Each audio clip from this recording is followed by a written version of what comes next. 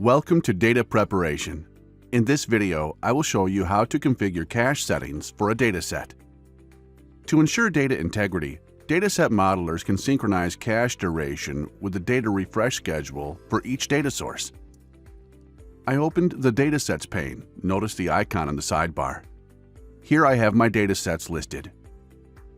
For the dataset that you want to cache, point to More Actions, Cache, and click Configure.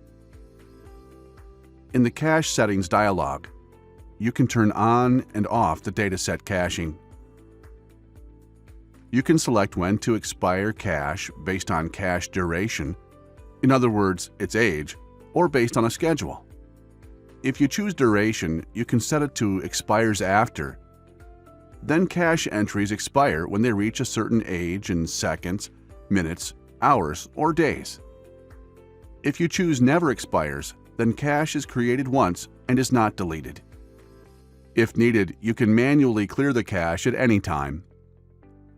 To expire cache regularly based on a schedule, click Schedule, and then select one of the following options. You can expire cache hourly, daily, weekly with multiple days,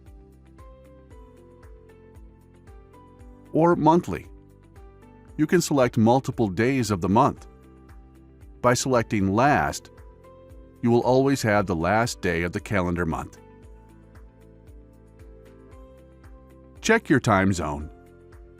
If you want to clear current cache entries, click this button, or just apply the changes by clicking Save. You can clear cache entries at any time. Just point to More Actions, Cache, and click Clear. Caching reduces the amount of information that needs to be transmitted and is a great way to increase the speed of data processing. Thank you for watching, and see you in the next video.